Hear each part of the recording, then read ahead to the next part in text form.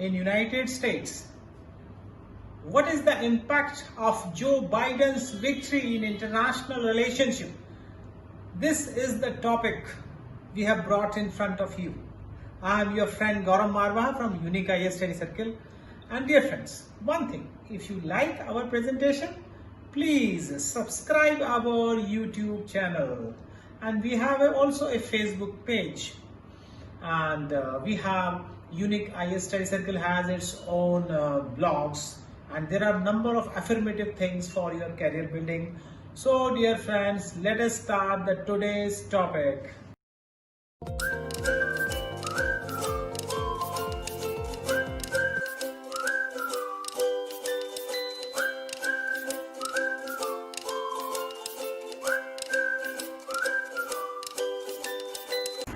So hello friends, today's topic is the Biden's victory actually means to the world. Part 2. In the previous part, we have discussed about the victory of Biden has an impact on international organization. This is part 2. In this, we will discuss about the victory of Biden and impact on international relationship.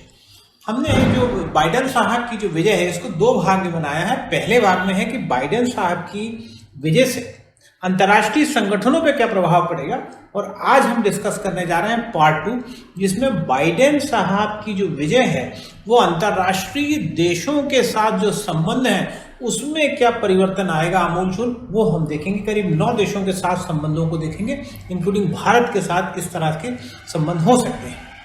So start करते हैं। So the Joe Biden victory in the presidential election will bring a breeze of liberal thoughts, a democratic thoughts, human rights oriented thoughts. तो अपने आप में Biden साहब का आना ही एक बहुत ही एक सुधारवादी विचारधारा और मानव अधिकार संबंधित विचारधारा, प्रजातांत्रिक विचारधारा, इसका अंतर्राष्ट्रीय जो परिस्थिति है उसमें समझ लीजिए एक नई बयार बहने वाली है, और यही इम्पैक्ट फॉरेन पॉलिसी पे पड़ने वाला है।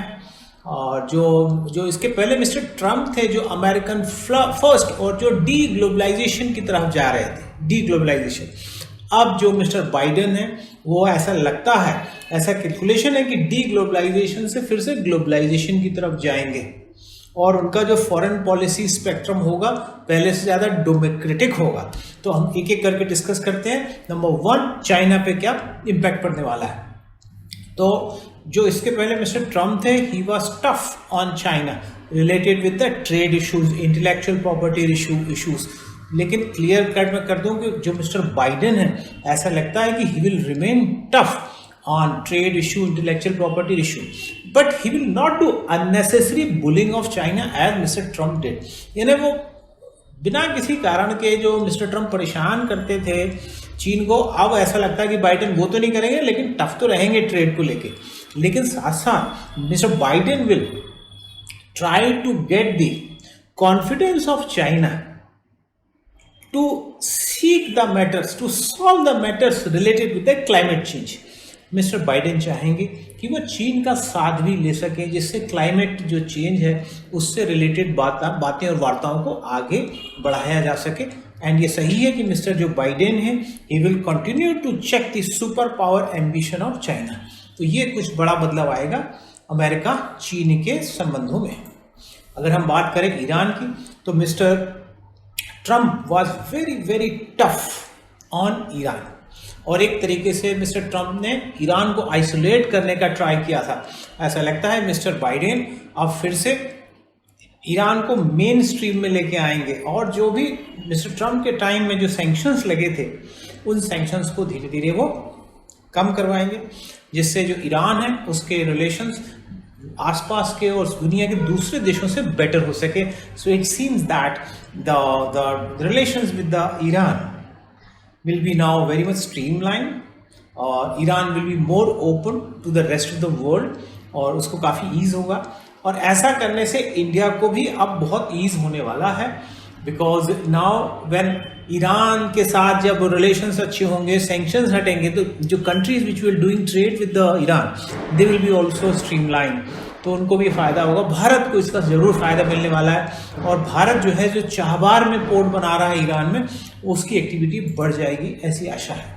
This is Iran, very important country. तो ऐसा लगता है कि ईरान का जो आइसोलेशन था मिस्टर ट्रम्प ने किया था, वो ख़त्म होगा। ईरान और ज़्यादा अच्छा दूसरे देशों से जुड़ेगा, और इंडिया को काफ़ी फ़ायदा इससे मिलने वाला है, क्योंकि इंडिया और ईरान का जो पेट्रोलियम ट्रेड है वो बहुत अच्छा है। और एक और चीज़ है कि India imports petroleum with the number of countries, लेकिन उनको बदले में इंडिया को डॉलर देना पड़ता है, पेट्रो डॉलर देना पड़ता है। But with Iran there is a beauty कि India pays Iran in terms of rupees, तो इंडिया को काफ़ी फायदा मिलता है ईरान के साथ ट्रेड करने में। तो इंडिया को काफ़ी फायदा है अगर ईरान फिर से आइसोलेशन से अलग होकर सारी दुनिया के साथ अगर वो लिबरलाइज होता है। टर्की की बात करें तो एक चीज़ बहुत क्लियर कर लें कि मिस्टर बाइडेन टर्की के प्रेसिडेंट मिस्टर एर्डोगन के खिलाफ टफ होने वाले हैं, क्योंकि कहीं ना कहीं जो बाइडेन ऐसा फील कर रहे हैं कि जो टर्की है, आसपास के जो नेबरिंग कंट्रीज हैं लाइक सीरिया, लाइक फ्रांस, वहाँ कहीं ना कहीं प्रॉब्लम्स बढ़ा रहे हैं। So mister Erdogan can get a tough stand against Syria, because Syria is an increasing conflict with other, Turkey. Mr. Biden will be tough against Turkey because Turkey is increasing conflict with other countries like Syria, Lebanon, France. तो certainly Mr. Erdogan जो कि Turkish leader हैं, उनके खिलाफ एक tough stand होने वाला है। और एक और चीज़ है, जो टर्की के नेता है एर्डोगन, वो जो है नाटो अलायंस के खिलाफ भी एक्टिविटीज़ कर रहे हैं, रशिया से वो वेपन्स भी खरीद रहे हैं, इस कारण से भी अमेरिका नाराज़ है। तो ये पक्का है कि टर्की के खिलाफ उनका स्टैंड टफ होने वाला है। Mr. Pradeep Sharma, All India 128 rank in IAS 2014. Hi friends, this is Pradeep Sharma and I basically belong to Bhopal. I cleared the Civil Services 2013 exam with an All India rank of 128, और इसका श्रेय मैं अपने mummy papa और भगवान को देना चाहूँगा, जिनके सपोर्ट के बिना it wouldn't have been possible, and also to mister Gaurav Marwa of Unique IAS study circle. Without his esteemed support and guidance this journey wouldn't have been so smooth. Mister Biden का कहना है कि we are living through a battle for the soul of this nation, now there can be no doubt, so many of our fundamental rights, freedom and liberties and the rule of law are all at risk। यानी उनका मानना है कि जो America में जो स्वतंत्रता थी, फ्रीडम थे, लिबर्टी था, रूल ऑफ लॉ था, मिस्टर ट्रम्प के समय में वो रिस्क पे था। अब not only in America there will be rule of law, there will be better freedom, all over the world आप देखेंगे कि ये स्प्रेड होगा, एक बेटर रिलेशंस होंगे। अगर हम रशिया की बात करें तो अगेन जैसे जो मिस्टर बाइडेन है, he may be again tough against Russia, and जो आपको पता ही है कि जो रशिया ने यूक्रेन में जाके जो क्रीमिया में कार्रवाई की थी 2014 में, उससे मिस्टर बाइडेन बड़े नाराज़ हैं। तो रशिया के खिलाफ उनका स्टैंड टफ होने वाला है, और बाइडेन शुरू जो है रशिया को और मॉस्को को एक अपोनेंट ही मानते हैं, बिगेस्ट थ्रेट मानते हैं। और इसके पहले मिस्टर ट्रम्प ने ट्राई किया था कि रशिया जो है G7 में वापस आ जाए, फिर से G8 बन जाए। तो मिस्टर बाइडेन जो है, I think he will reject the idea of including Russia in G7। मैं क्लियर कर दूं रशिया के खिलाफ क्या स्टैंड होने वाला है। बाइडेन का स्टैंड ऐसा लगता है अगेन टफ होगा, लेकिन अननेसेसरी बुलिंग नहीं करेंगे। रशिया को वो एक थ्रेट के तौर पे ही देखेंगे, और जो मिस्टर ट्रम्प चाहते थे कि रशिया G7 में वापस आ जाए और G7 G8 हो जाए। G7 आपको पता ही है, it is group of top industrialised nation of the world. पहले इसमें रशिया हुआ करता था, और क्रीमिया में जब रशिया ने कैप्चर किया तो उसके बाद रशिया को इससे एक्सपेल कर दिया गया, and mister Trump wants to get Russia back in G7। तो बाइडेन ऐसा लगता है कि वो नहीं चाहेंगे कि रशिया की वापसी हो। और अफगानिस्तान की बात करें तो लगभग जो ट्रम्प साहब की पॉलिसी रहेगी अफगानिस्तान में, वही लगता है मिस्टर बाइडेन की रहेगी।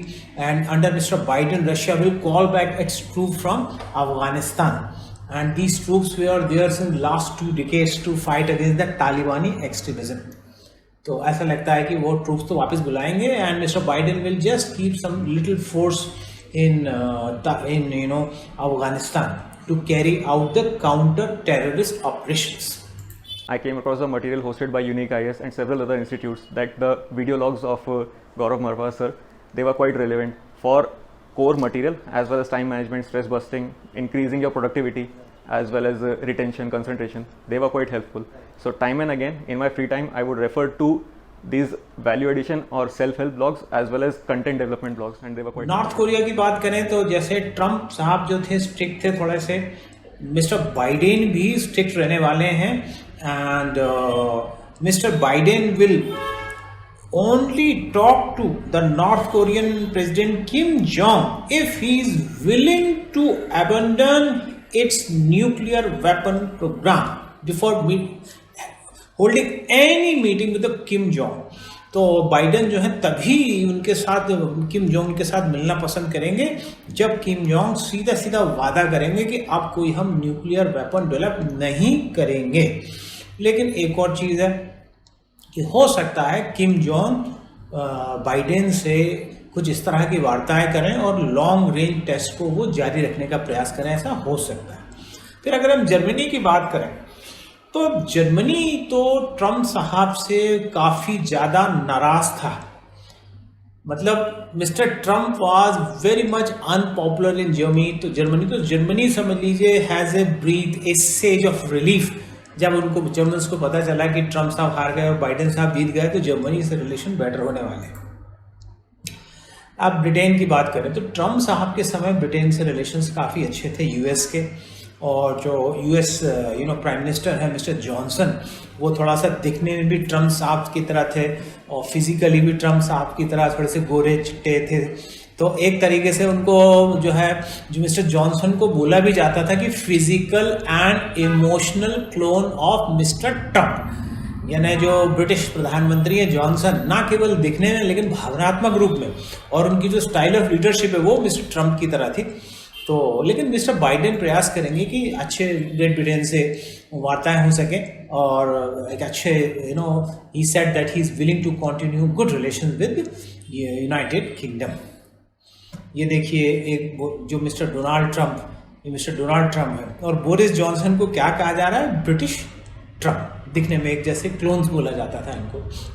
जैसे कहते हैं ना कि कुंभ के मेले में भाई बिछड़ गए, तो ऐसा माना जाता था. दोनों एक ही तरह के इमोशंस थे, लीडरशिप भी थोड़ा सा एक तरह की थी इनकी. Mr. Tarun Kumar Pithode, All India 7th rank in IAS 2009. Gaurav Marwah sir का बहुत बड़ा योगदान है मेरी सफलता में. And since I was a regular student of his class, I did not attend any other coaching in Delhi और anywhere else for general studies and I am personally thankful to him.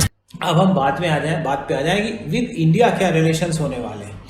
तो हम अगर सीधी बात करें तो ट्रम्प के समय भी रिलेशंस तो इंडिया के अच्छे थे, कुछ चीज़ों में प्रॉब्लम थी. तो हम पॉइंट टू पॉइंट बात करते हैं. नंबर 1 कि अगर हम GSP generalise system of preferences की बात करें, जिसके तहत इंडिया को जो है एक तरीके का काफ़ी टैक्स रिलैक्सेशंस मिलते थे जब वो अपने एक्सपोर्ट्स यूनाइटेड स्टेट्स करते थे. तो India will try to restore the GSP benefits. Number 1, India will demand with Mr. Biden to restore the generalized system of preferences.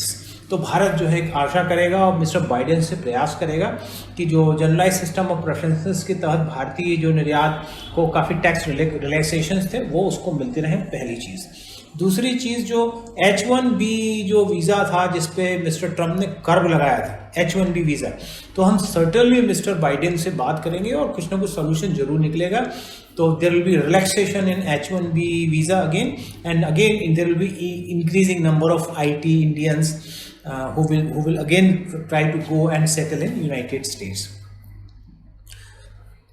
That is the Indians who are good in science, who are good in technology, and who are good in mathematics. So these Indians could go and they can work, they can get easy visa H1B. The STEM Indians बोलते हैं इसको. And number 3, India will also try कि Joe Biden साहब से ऐसी बात की जाए जिससे WTO में सुधार हो, ऐसे सुधार जो भारतीयों के हित में हो. So India will try the pluralistic and the multilateral talks in WTO which could favor India. और अगर चौथी बात करें तो इंडिया सर्टनली जो ईरान से यूनाइटेड स्टेट्स के रिलेशंस अच्छे होंगे तो इंडिया बोलेगा कि भाई अब हमें आसानी से ईरान से ट्रेड करने दिया जाए, हम उसके साथ पेट्रोलियम ट्रेड कर सकें, छाभार में ट्रेड कर सकें, अपना पोर्ट में काम आगे बढ़ा सकें. तो certainly America will remove sanctions against Iran and it will open India's trade with the Iran. पांचवी बात करें कि इंडिया और अमेरिका के बीच में जो ट्रेड इश्यूज थे, कई बार कई नॉट्स थी, हर्डल थी, अब वो ओपनिंग होगी. Because not only Joe Biden जो है वो डेमोक्रेट हैं, जो कि कमला हैरिस जो वाइस प्रेसिडेंट है वो तो इंडियन ओरिजिन की है ही. तो एंड छठवीं भारत की जो डिमांड रहेगी कि United State should take a tougher stand against China and Pakistan. ये हमारी, अगर हम शॉर्ट में कहें तो 6 मुख्य बातें रहेंगी. तो ये बात, और साथ ही साथ हम ये भी चाहेंगे मिस्टर बाइडेन से कि his stand against terrorism and international terrorism should be tough. और जहां तक है उनके ये स्टैंड क्लियर रहेंगे, टफ स्टैंड रहेगा. ये बात जरूर है कि मिस्टर बाइडेन जो है एक टर्म यूज करते हैं इस्लामिक टेररिज्म, तो शायद ऐसे वर्ड से शायद वो परहेज करें. But it is very clear कि जो टेररिज्म एंड इंटरनेशनल टेररिज्म में भारत को सहयोग मिलेगा मिस्टर बाइडेन का.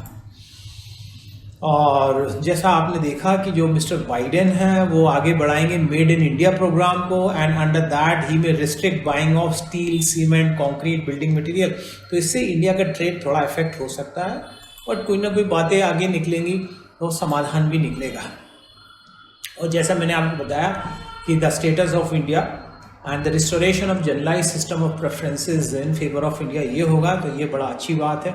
और जनरलाइज सिस्टम ऑफ प्रेफरेंसेज में आपको पता ही है जो डेवलपिंग नेशंस हैं उनको ड्यूटी फ्री ट्रीटमेंट मिलता है, तो ये हम GSP दोबारा प्राप्त कर पाएंगे ऐसी आशा करते हैं. तो बेसिकली अगर वे फॉरवर्ड की बात करें कि mister Biden's victory in US will lead to a new international order which is liberal, which is collective and which is based on peace and democratic values. No doubt he will be the best American president and he will be a very good president, not only from American point of view but from the world point of view. Thank you very much for being with us.